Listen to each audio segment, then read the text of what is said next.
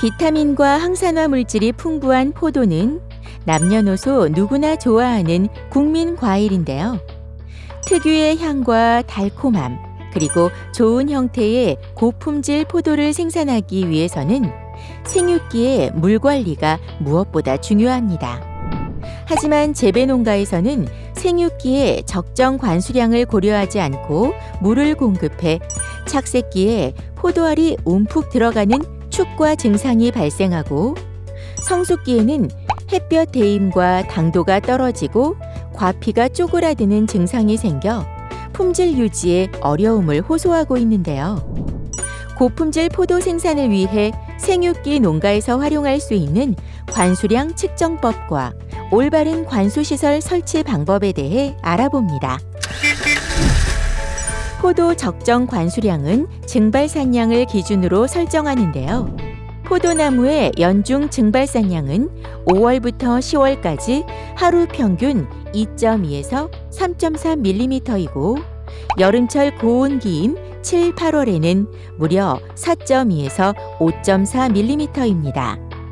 따라서 관수량은 평균 증발산량을 기준으로 하면 5일 간격으로 10아르당 10에서 15톤이 적당합니다.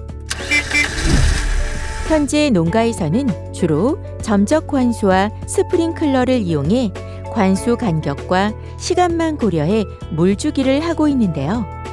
포도나무에 실질적으로 들어가는 물량을 계산하기 위해서는 먼저 점적 관수의 경우 180cc 용량의 자판기 커피용 컵과 시계를 준비합니다. 이후 물을 틀어 점적 단추에서 떨어지는 물이 준비한 컵에 가득 찰 때까지 시간을 잽니다. 그리고 측정된 시간으로 공급되는 물량을 계산하는데요. 예를 들어 종이컵으로 물을 붓는데 3분이 걸리면 1시간에 점적 단추에서 3.6리터의 물이 나옵니다. 이를 기준으로 포도나무 좌우 1m에 점적 단추가 10개 있다면 1시간 관수할 경우 총 36리터의 물을 공급한 것입니다. 따라서 포도나무가 3m 간격으로 심겨 있고 10아르당 15톤의 물을 준다면 3.7시간 동안 물을 줘야 충분한 양을 공급한 것입니다. 다음, 스프링클러의 물량 계산은 좀 더 쉬운데요. 먼저 통비닐을 준비한 다음 물이 나오는 스프링클러에 씌운 후 1분 동안 물을 받습니다. 이후 저울로 무게를 재어 계산해 보는데요. 예를 들어 1분 동안 1.2kg이 나왔다면 1시간 물을 주는 경우 총 72리터의 물을 주게 됩니다. 그리고 한 포도나무에 스프링클러가 2개 있다면 1시간 관수할 경우 약 144리터의 물이 공급됐음을 알 수 있습니다.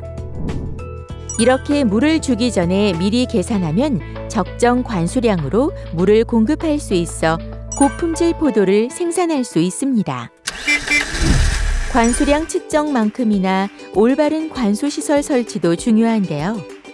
현재 포도농가에서는 점적 호스를 토양 표면에 한 줄 또는 2줄로 설치하거나 성숙기에 열과 등을 방지하기 위해 포도원에 빗물이 들어가지 않도록 토양 표면을 피복합니다.